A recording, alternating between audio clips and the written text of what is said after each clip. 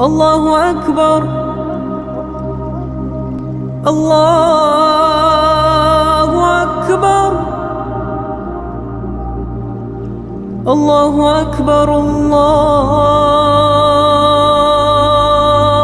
أكبر على محمد وعلى آل محمد كما صليت على إبراهيم وعلى آل إبراهيم إنك حميد مجيد اللهم بارك على محمد وعلى آل محمد كما باركت على إبراهيم وعلى آل إبراهيم إنك حميد مجيد.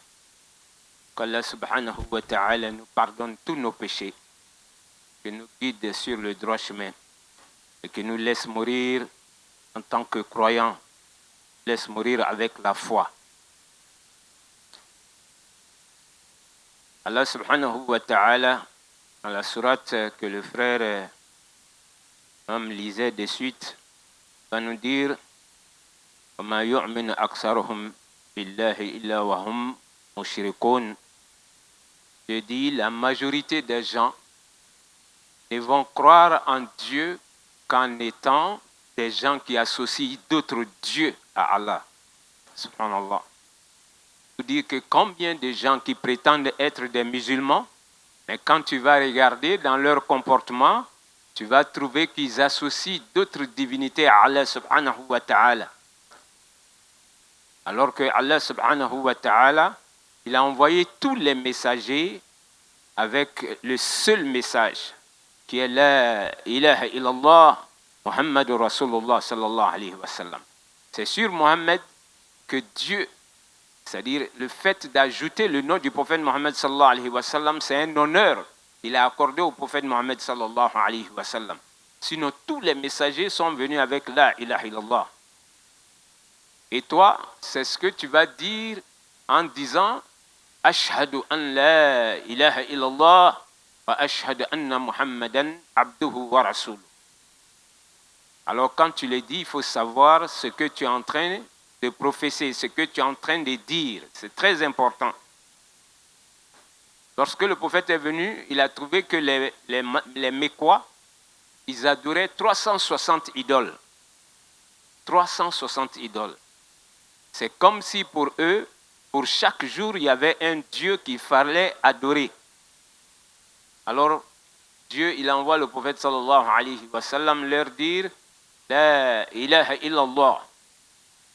Et comme c'est leur langue, ils comprenaient mieux. Ça veut dire rien ne mérite d'être adoré sauf Allah. Et quand toi tu dis, moi j'atteste que rien ne mérite d'être adoré sauf Allah, donc tu dois maintenant laisser Dieu réguler ta vie. C'est pourquoi Dieu va lui dire encore Qul inna salati wa nusuki wa mahyaya wa mamati lillahi rabbil alamin la sharika lah wa bidhalika umirtu wa ana awwal muslimin. Dis-leur Mohammed, ma prière, ma dévotion, mes sacrifices, ma vie, ma mort ne dépendent que d'Allah. Et j'ai été ordonné de venir vous le dire. Et ça doit être pour celui qui est croyant.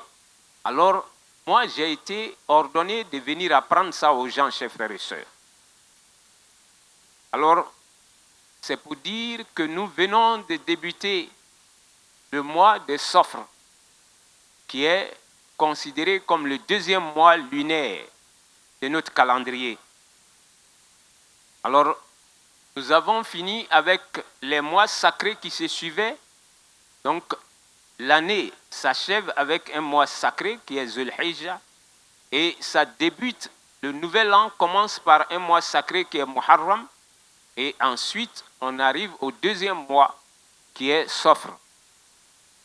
Et ce mois-là, avant l'avènement de l'islam, les Arabes, ils essayaient de considérer ce mois comme un mois de mauvais augure. Et ça a continué jusqu'à chez nous-mêmes. Alors on va dire Karodjouni, que ce n'est pas un bon mois. Subhanallah. Qu'est-ce qui se passait lorsque ce mois-là arrivait?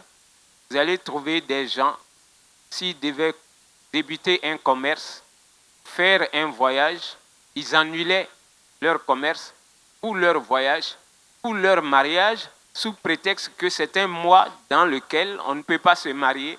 C'est le mois au cours duquel on ne doit pas commencer une grande activité parce que c'est le mois qui n'est pas béni.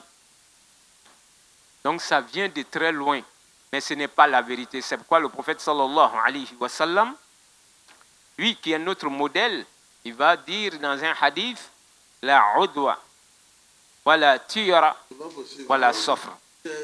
Donc le prophète sallallahu alayhi wa sallam, il va nous dire qu'il n'y a pas de contamination sans que ce ne soit fait par la permission de Dieu. Alors, il voudrait qu'on prenne aussi les dispositions. Lorsque quelqu'un tombe malade, alors il ne faut pas tout de suite penser que c'est la personne qui s'est comportée ainsi, alors c'est pourquoi elle est tombée malade. Oui, Dieu a décidé cela avant de créer cette personne-là. Donc si toi tu dois tomber malade, dis-toi que c'est parce que Dieu avait prédestiné que j'allais tomber malade. Même si j'avais pris toutes les dispositions. C'est pourquoi toi tu peux contracter une maladie ici et tu vas voir quelqu'un qui est dans une autre ville qui a la même maladie, quelqu'un qui est dans un autre pays qui a la même maladie alors que vous ne vous êtes même pas vus. Subhanallah. Donc c'est pour dire que lorsque Dieu veut que vous tombiez malade, vous allez tomber malade. Alors, le prophète sallallahu alayhi wa sallam, en même temps, dans un autre hadith, il va dire, ne faites pas boire les animaux bien portants et les animaux malades. Ça veut dire quand quelqu'un est malade et que cette maladie-là est contagieuse, il ne faut pas dire non, c'est Dieu qui rend malade, moi je vais manger avec la personne. Par exemple, si c'est la tuberculose. On te dit, tu ne peux pas manger avec quelqu'un qui est en train de se soigner. Toi, tu dis non, c'est Dieu qui fait, c'est Dieu qui rend malade, donc moi je m'en fous. Non, l'islam n'aime pas que tu t'amuses aussi avec l'âme. Ça, c'est très important de le comprendre. Alors, le prophète, il va continuer dans ce hadith. Il va dire, voilà tiyara. Alors, il dit qu'il n'y a pas de tiyara qui est appelé el-boum ou bien el-ham. Ils avaient aussi prétendu que lorsque le hibou venait descendre sur ta maison dans la nuit, ça veut dire que toi, tu dois mourir. Et jusqu'ici, nous, on a ça dans nos villages, parce qu'on ne voit pas le hibou comme ça ici à Abidjan, mais quand tu vas dans les villes de l'intérieur, jusqu'ici, il y a des gens qui pensent que quand le hibou vient descendre sur ta maison dans la nuit, soit c'est toi-même qui vas mourir, bien, s'il y a un malade là-bas, on dit oui, c'est pour dire déjà que le malade ne va pas sortir dans sa maladie, il doit mourir, parce que le hibou est venu sur la maison. Subhanallah. Les Arabes le faisaient. Donc le prophète dit, sallallahu alayhi wa sallam, si Dieu a prédit que cette personne-là doit mourir, elle va mourir. Parce qu'eux-mêmes, ils se disaient aussi que c'est l'âme de ceux qui sont déjà partis. Donc pour eux, c'est un fantôme qui est le hibou et donc qui vient descendre pour dire qu'il envoie le mauvais augure sur votre famille. Donc en islam, quand tu dis la ilaha illallah, il faut savoir ce que tu es en train de dire. C'est Dieu que toi tu adores. C'est à Dieu que toi tu confies ta vie. Ta vie et ta mort ne dépendent de personne. Ça dépend d'Allah subhanahu wa ta'ala. Ce n'est pas parce qu'un hibou est venu sur ta maison que tu dois mourir. Ce n'est pas vrai. Et si tu crois que le prophète est le messager de Dieu, mais c'est ici toi-même tu dois te juger. Vous allez trouver des gens, c'est ancré en eux. Quand il va voir un hibou qui est descendu sur une maison, en tout cas pour lui, cette famille-là doit voir ce malheur. Et donc la tiara, les ulémas vont dire aussi qu'il y a des gens qui vont interpréter le cri des oiseaux. Et ça continue jusqu'à nos jours. Quand il est assis et que l'oiseau vient, lui il est en bas de l'arbre, vient dans la cour, l'oiseau vient, il fait son cri. Quand l'oiseau vient, si je vais, il ne va pas donner mon argent. Pourquoi? Parce que mon pied gauche m'a déjà dit ça. Subhanallah. Alors pour d'autres, c'est même les organes encore. C'est-à-dire, si l'œil droit commence à trembloter, il dit que lui, il va voir quelque chose de bien, quelque chose qui va l'enchanter. Si c'est l'œil gauche, il dit non, je vais voir quelque chose qui ne me plaît pas. Ou bien si c'est l'oreille droite qui bourdonne, il dit, je vais entendre une bonne nouvelle. Quand c'est l'oreille gauche, il a peur, il ne faudrait pas qu'on lui annonce la mort de l'un de ses parents. Alors, quand c'est la main droite qui le démange, il dit, quelqu'un va me donner. Donc, il regarde sur le visage de tout le monde parce qu'il va avoir de l'argent aujourd'hui, puisque la main droite est en train de... Subhanallah. Et tu prétends être musulman avec ça. Wallahi, tu dois regarder dans le livre et le comportement du prophète. Qul inna salati wa nusuki wa mahyaya wa mamati lillahi rabbil alamin la sharika la. Wa bidhalika umirtu ana awwalul muslimin. Donc, le croyant, il se libère. Le croyant, il croit que Allah subhanahu wa ta'ala, c'est lui qui m'a créé et c'est lui qui gère ma vie. Donc, si tu te fies à ça, et tu vas voir que ça se réalise. Parce que c'est ancré en toi. Et comme toi, tu crois en ça, eh bien, Dieu laisse Satan te gérer avec ça. Surtout à Sofre, le mois là. Les Arabes, qu'est-ce qu'ils faisaient?